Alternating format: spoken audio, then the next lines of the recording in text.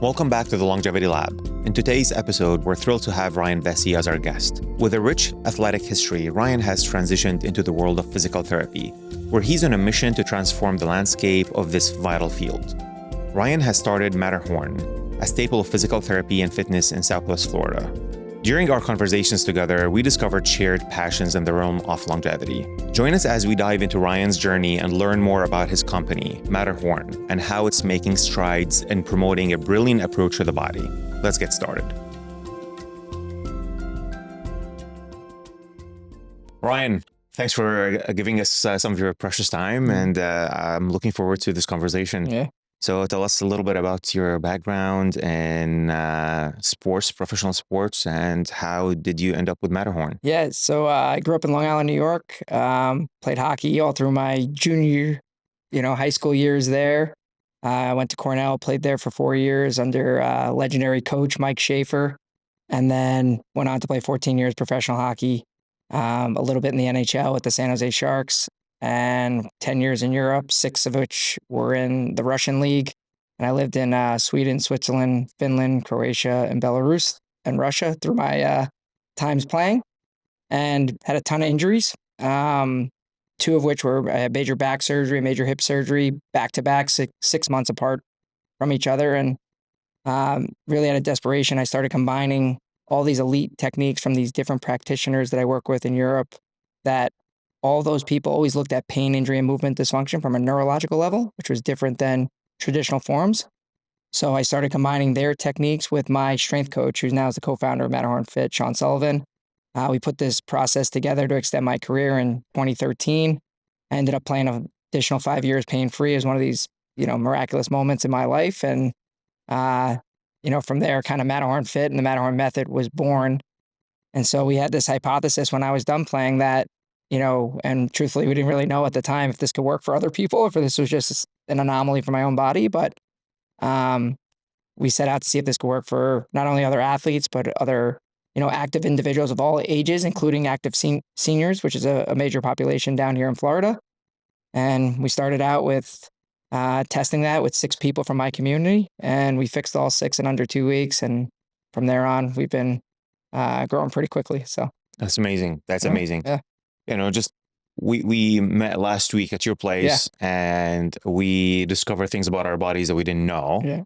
And it's a very impressive way of looking at the body. And we tend to forget that, there's a management center, the brain and the neurological system.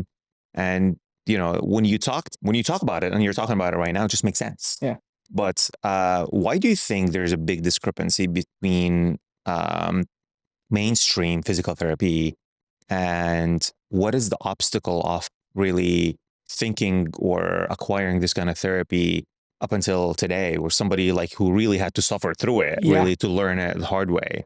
Because I'm asking that question because I'm facing the same thing in medicine, mainstream medicine versus, let's call it alternative medicine, which makes a lot of sense. And what you're saying is making a lot of sense, but I'm not seeing it. The first time I heard about it was with you. Yeah. And I think there's a few different things. I think from, in history, anyone who is looking at things outside the medical system was a little bit as an outcast. Some of the people that I work with, as an example, who became the head of the Croatian Olympic team medical director, Dr. Stepko Bushon, he was doing this stuff forever. And for years, he was outside of the traditional way until finally all the elite athletes were going to him because they were getting results, and people started to believe in what he was doing. So I think from that standpoint, just throughout history, it's just a different way to look at it. Usually the people who are doing things a little different,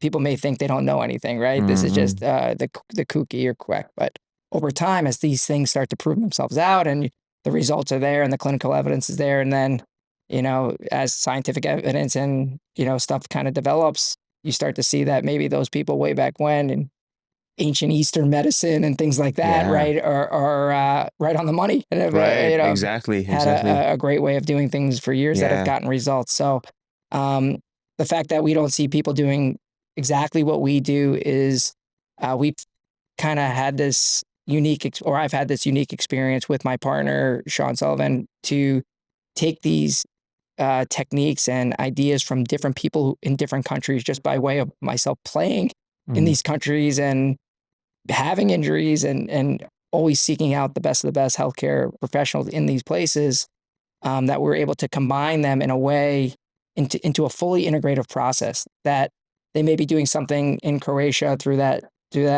doctor, or Switzerland through another doctor I work with, that were segregated, and I was able to just connect the dots and bring all of it together into one system with my partner strength and conditioning that really elevated it to a whole nother level.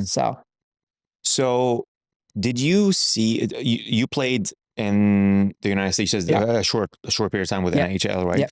Did you see that there's more openness to this kind of work in the US hockey compared to Europe, or did you find that this is more prevalent in Europe? Yeah, I think it's athletes in general are like always looking for, a way to get, heal faster, recover quicker, increase performance. They're always looking for that edge. And so I think athletes in general are more apt to try, different techniques and different things because it's their livelihood, right? Depends on it. And they have a short window to try to make their living. And so I think in both places we would see a little more. I think in the US hockey market, I think guys are open. It's a very holistic culture. Hockey, they eat clean, they're organic, they're, exercising regularly. Them and their spouses are living that type of lifestyle consistently across like almost, 95% of the players kind of live that way. And so that has been a change from when I first came into the league in 2005 versus like where it is now. Somewhere around, halfway through my career, it started shifting to that style. And it starts with, great nutritionists, great trainers, great information that people are getting. And then people seeing the results of other players doing that. And then they kind of come on board and realize that you're at a disadvantage if you're not taking care of yourself the right way. So I don't know if it's different athlete or Europe to America, but I think just from an athlete perspective, that's different than the general population, how they look at it. Well, there's something to be said about athlete medicine or sports medicine. I feel there are two areas, two industries that they get things way before people get it. Number one is, I feel, military and space, right? They get things years before ahead, and athletes. And when it comes to medicine, and this is one example, how, you see somebody get really busted during a game or something, and, in a short period of time, they're back and playing. And it's not, I don't think they're just numbing them with something. I think they're just doing things that are outside of the traditional medicine or traditional physical therapy. There's something to be said about that. Now, let's just hone it down to your practice here in Naples. So tell us, how many locations do you have, and what does your 10-year future look like? Yeah, so we have a total of 6. 3 are open currently. Fort Myers, our first franchise. Our 2 corporate ones in this area are Bonita Springs and Naples. We're a couple months away from opening Fort Lauderdale. That'll be another franchise. We have another facility opening in Stamford, Connecticut. That's about 2 months away as well. And then Sarasota is going to be the next one after that. So we've been on a really good trend. We've spent the last 2 years systematizing everything in our operations, how we execute our process, how we drive customers, how we communicate, our software. We built internal software that manages our whole business. And so we're really at a place now where we're really looking for the right people to execute on our brand, our culture, and our process so that we can continue to scale. Next 10 years, we have pretty aspirational goals for our company, but we're really focused on like the first few now and making sure they're being successful, making sure that each partner that comes in the system, again, maintains that culture and that standard and that level of care that we've been able to execute across our locations now that are open. And we feel really good about our partners in these places. So one of which in Fort Lauderdale is 14-year NHL veteran, played for the Panthers, has a big brand and name in that market. His wife was exercise science background, Division I rower at Miami. So they're living and breathing the lifestyle, and the people are super excited about them opening. They've gotten a lot of interest so far, before the doors even open. So yeah, that's great.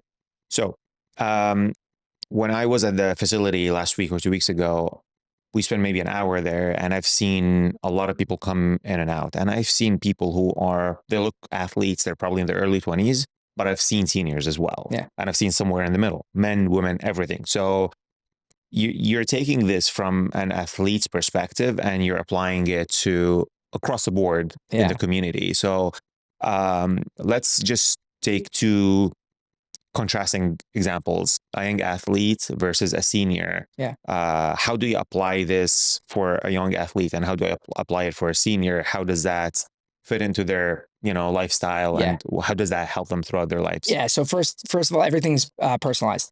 So everyone who comes into our facility has their own personalized program.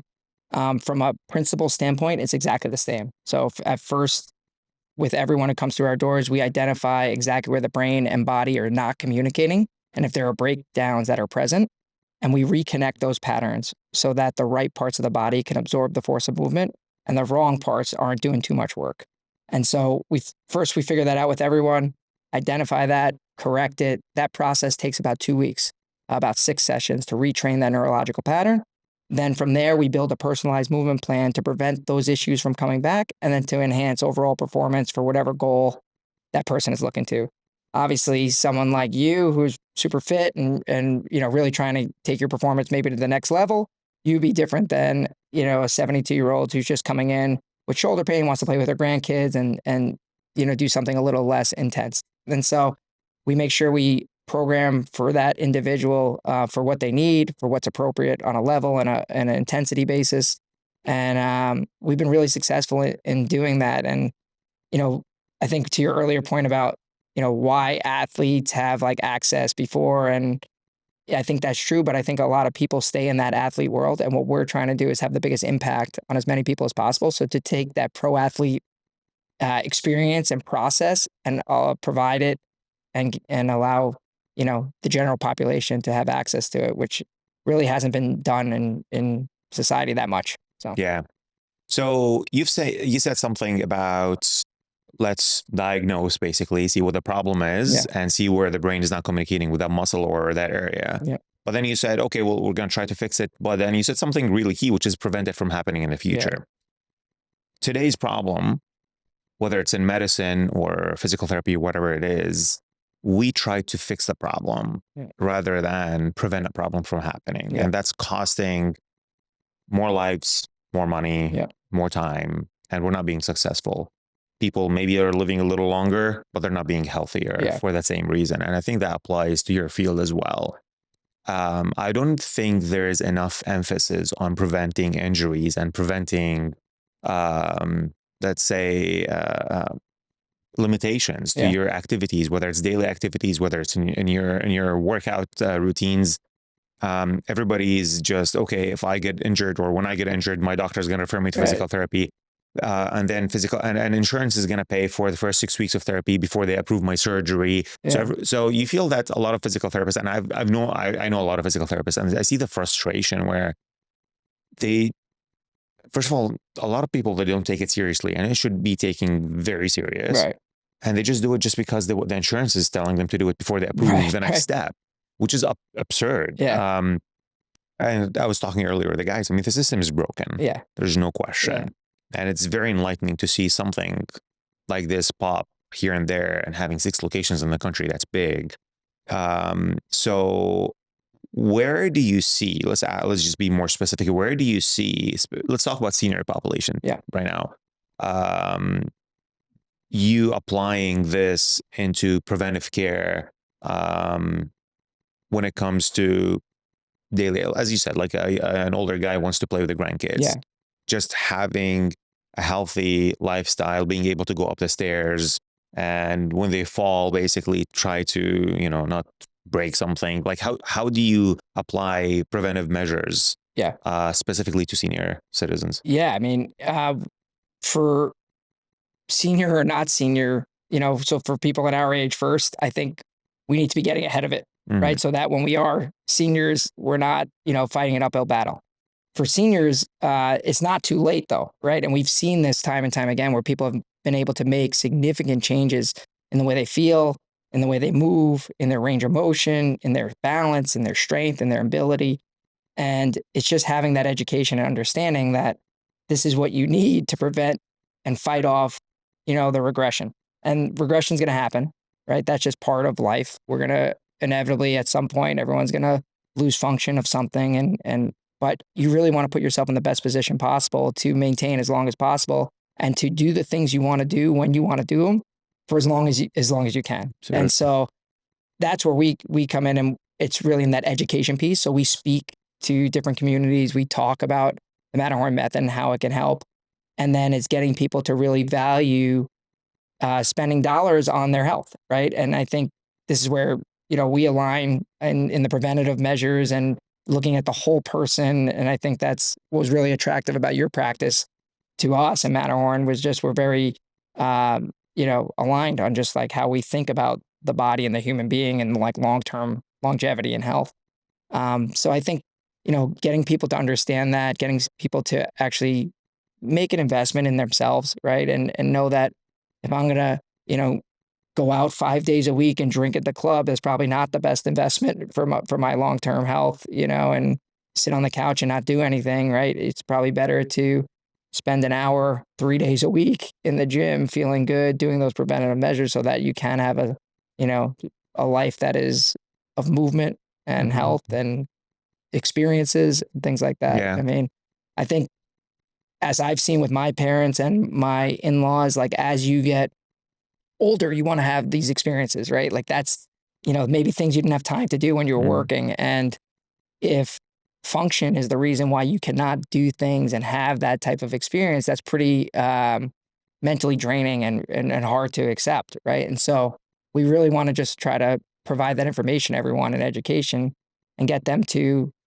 buy in and to be in an atmosphere that encourages, longevity and successful movement and all the different things that we do. So Great.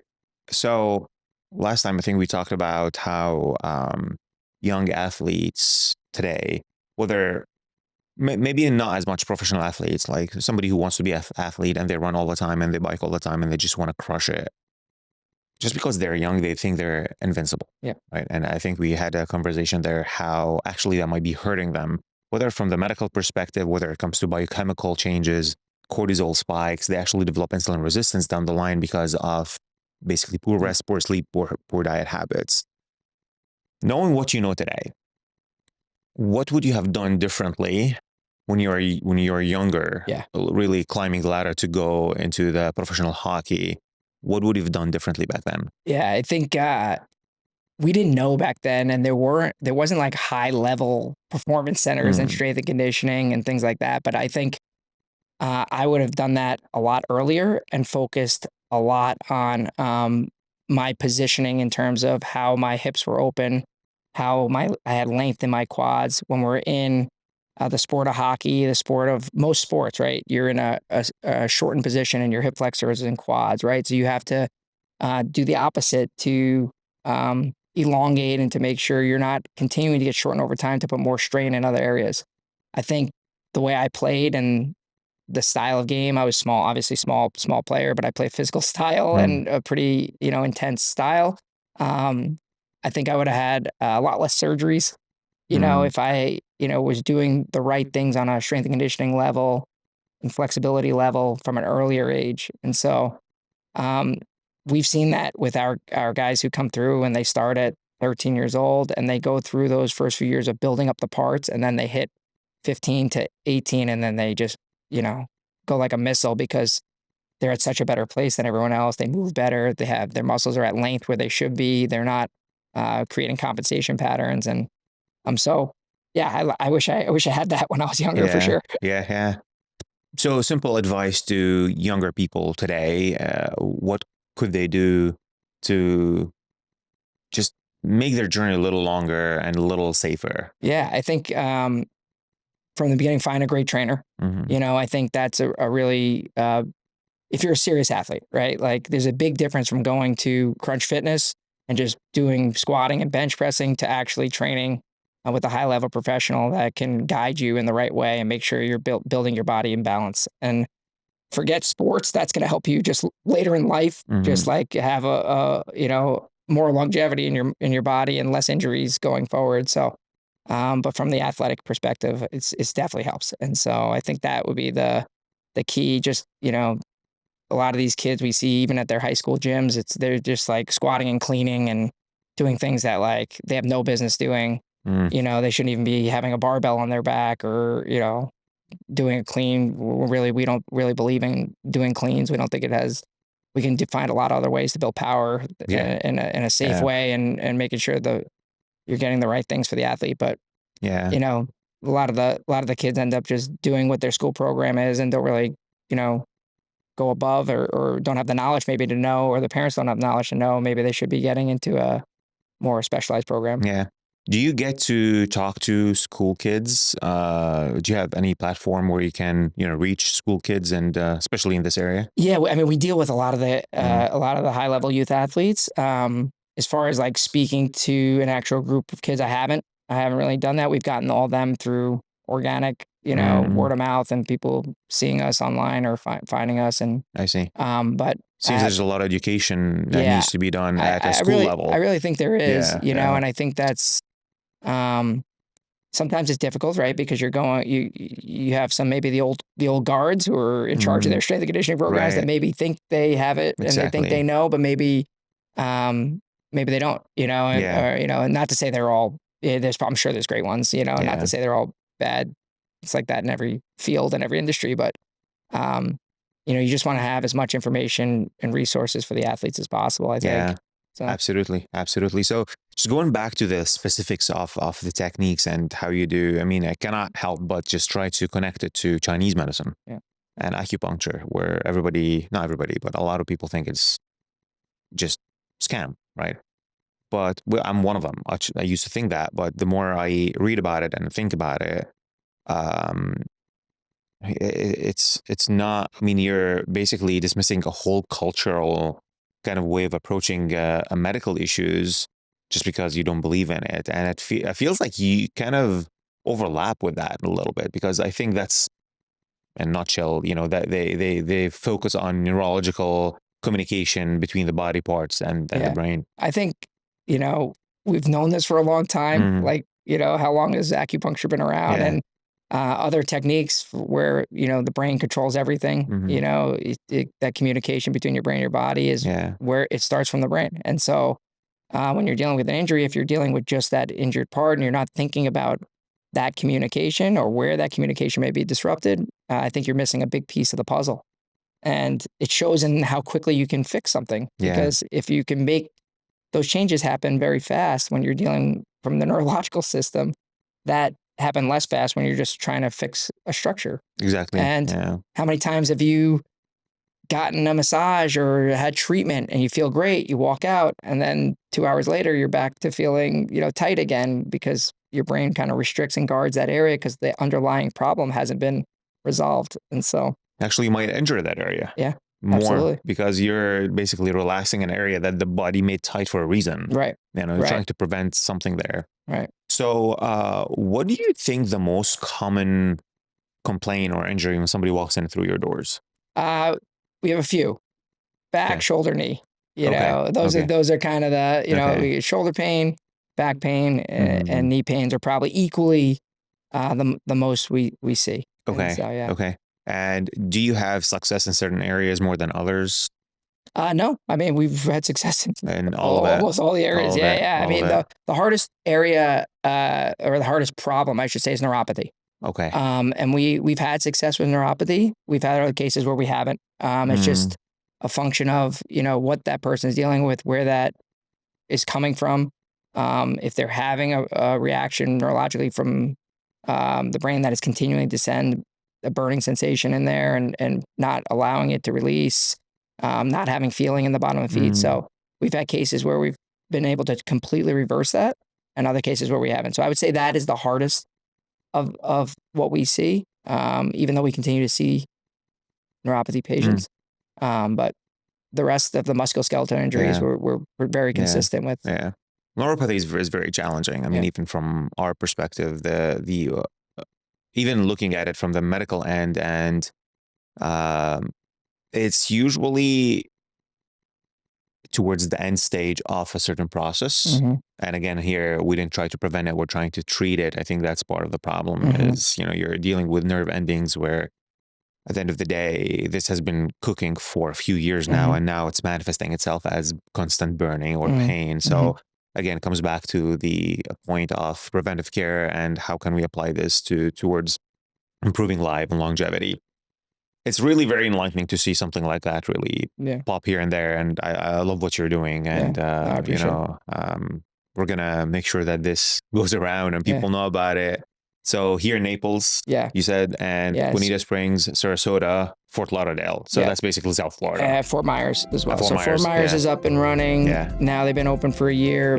Bonita and Naples has been open for 7 and 5 years. So that's awesome. Yeah. That's awesome. Well, I appreciate your time here. Yeah. Thank you so much. No, I appreciate having me.